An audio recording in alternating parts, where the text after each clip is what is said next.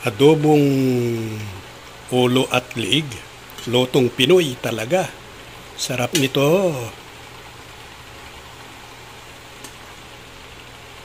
Guys, nilaga ko muna ito para malinisan ng gusto dahil pag hindi nilaga, sobrang taba dahil mataba tong parte ng liig. Kaya pinalambot ko muna. Sasamahan ko siya ng ulo ng manok. Kaya nilalaga ko muna para maalis yung mga taba-taba ng baboy. Pagka hindi natin inalis, sobrang taba, kaya kailangan natin ng ilaga para maalis yung mga bula-bula na yan, taba ng manok. Para mas lalong masarap, lalagyan natin ng sili, luya, sibuyas, bawang. Yan ang gagamitin natin ng panggisa.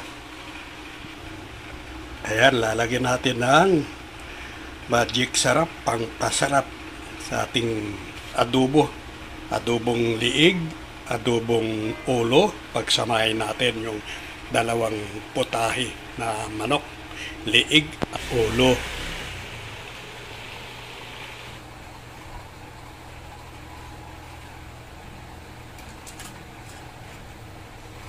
Okay, magluluto na tayo. Kumain ko na mag-isa mo ng bawang.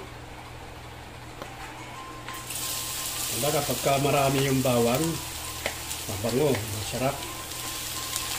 Brown na siya. Isunod mo natin yung luya.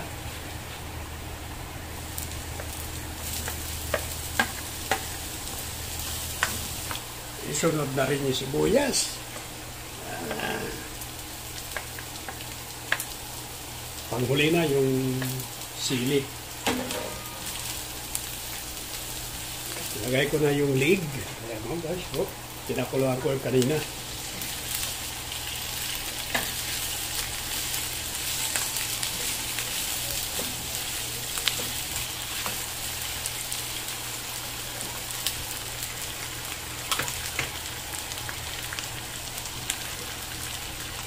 Lagay ko na yung ulo ng manok.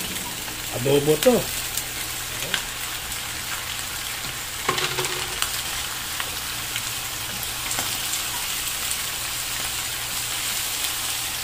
Rami-rami ito guys,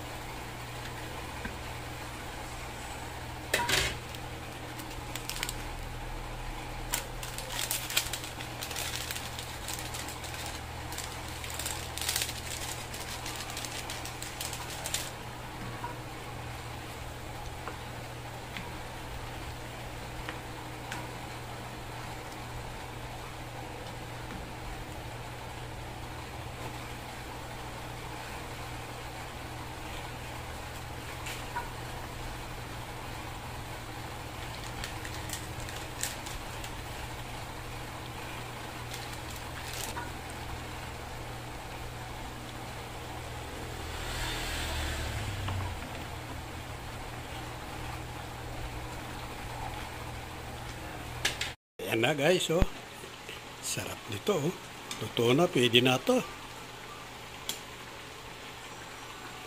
Adobong ulo at liig. Lutong Pinoy talaga. Sarap nito.